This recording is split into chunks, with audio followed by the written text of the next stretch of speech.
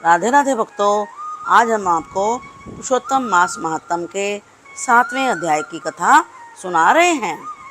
पिछले अध्याय में हमने आपको बताया था कि द्रौपदी, जो कि एक पिछले जन्म में ब्राह्मण की कन्या थी, उसने पुरुषोत्तम मास का अनादर किया था और भगवान शिव का उग्र तप करके भगवान शंकर को प्रसन्न कर लिया था। भगवान शंकर ने भी उसे 5 पतियों का वरदान दे दिया। यह वरदान पाकर तो वह रोने लगी और कहने लगी, कभी भी किसी स्त्री के 5 पति नहीं होते। परंतु भगवान शिव ने कहा, ऐसा ही होगा। यदि आपने पिछले अध्याय की यह सारी कथा अभी तक नहीं सुनी है तो इस चैनल को लाइक और सब्सक्राइब कर लीजिए ताकि आपको सारी कथाएं उपलब्ध हो सकें। अब गणेश जी को प्रणाम करके कथा को प्रारंभ करते हैं। जब शंकर जी वरदान देकर चले गए तब वह कन्या कांतिहीन श्वास पर श्वास लेती हुई भयभीत होकर आंखों में आंसू लाकर रोने लगी और इसी प्रकार दुख से व्याकुल होकर बहुत समय व्यतीत हो गया। फिर वह तपस्विनी भी बलवान काल के वश में हो गई, अर्थात उसकी मृत्यु हो गई। उसी समय बड़े धर्मात्मा राजा द्रुपद ने उत्तम यज्ञ किया था। उस यज्ञ कुंड में से एक कन्या उत्पन्न हुई।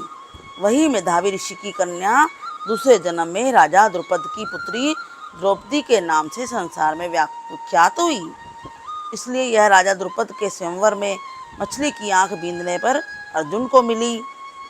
हे नारद, पुरुषोत्तम मास का ही अनादर करने की वजह से दुष्ट दुशासन ने उसके बालों को पकड़कर खींचा, परंतु उस समय वह बारंबार मेरे नामों को याद करने लगी।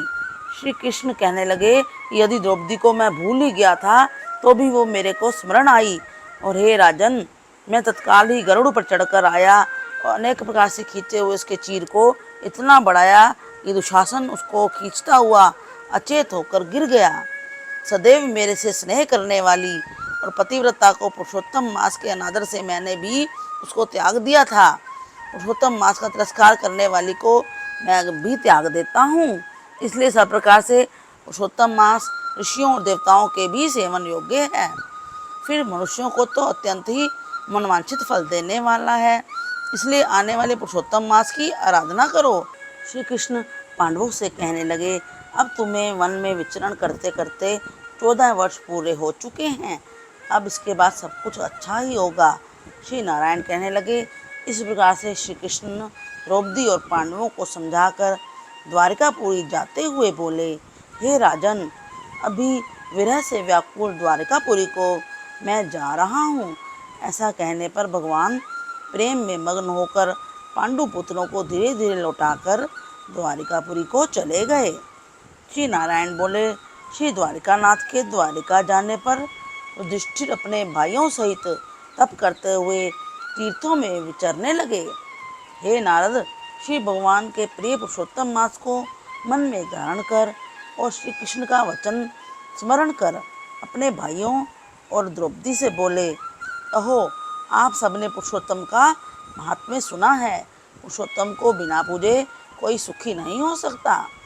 इस लोक में वही पूज्य है, वही धन्य है, वही श्रेष्ठ है जो अनेक प्रकार से भगवान पुरुषोत्तम की पूजा करता है।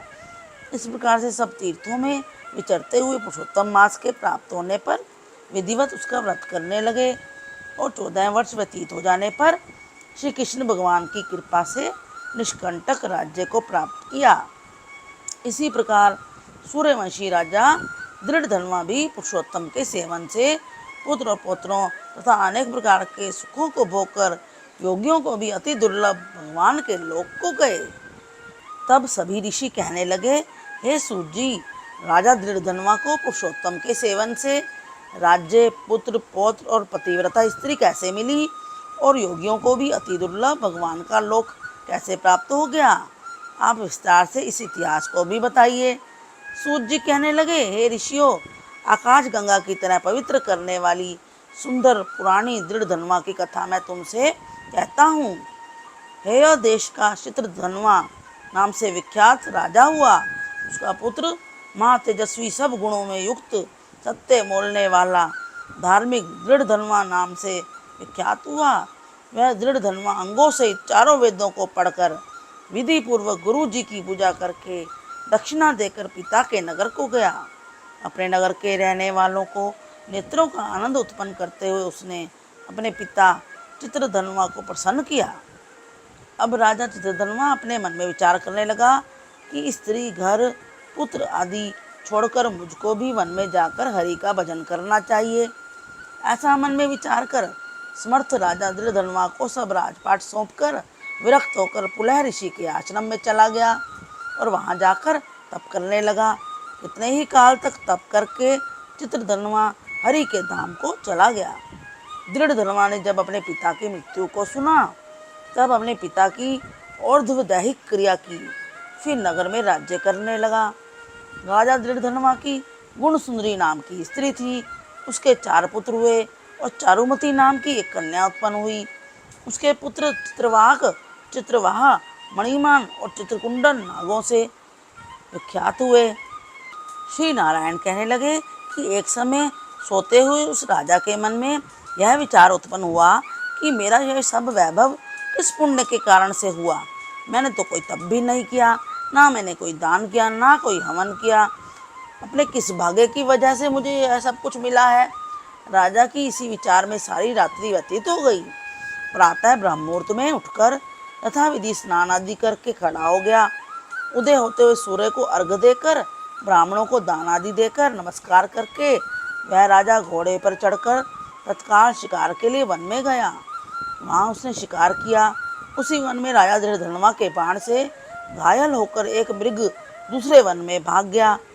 घायल मृग के शरीर से गिरते हुए रुधिर के निशानों से राजा दृढ़धनवा भी उसके पीछे पीछे गया, पर थोड़ी देर में मृग राजा की निगाह से ओझल हो गया और कहीं छिप गया। राजा प्यास से व्याकुल हो गया। फिरते फिरते सागर के समान एक सरोवर को देखा। वहाँ पर तत्काल जाकर उसने पानी पिया। उसने अत्यंत घनी छाया वाला वट का वृक्ष देखा। उसकी जटा में घोड़े को बांधकर राजा वहीं पर बैठ गया और वहाँ पर वाणी बोलता हुआ तोता आया। राजा को अकेले बैठा हुआ देखकर वह तोता बार बार एक ही श्लोक बोलता जा रहा था, तू पृथ्वी में अत्यंत सुख को देखकर सार वस्तु को नहीं सोचता तो कैसे पार पहुँचेगा। उसके ऐसे रहस्यपूर्ण वचनों को सुनकर राजा सोचने लगा कि बार बार यह तोता ऐसे वचन क्यों कह रहा है। क्या यह सुखदेव जी है जो मुझे मूढ़ को संसार सागर में डूबते हुए देखकर मुझको श्री कृष्ण का भक्त समझकर मुझ पर कृपा करके उद्धार करने को आया है। वह इसी विचार में खोया हुआ था कि पीछे से उसकी सेना आ गई और वह तोता अंतर्ध्यान हो गया। जब राजा अपने राज्य में पहुंचा तो बार बार उस तोते के वाक्य को स्मरण करता रहा कि वह तोता कौन था। वह तोता कौन था यह बताएंगे अगले अध्याय की कथा में। अगले अध्याय की कथा प्राप्त करने के लिए इस चैनल को सब्सक्राइब कर लीजिए तथा अधिक से अधिक शेयर भी कीजिए।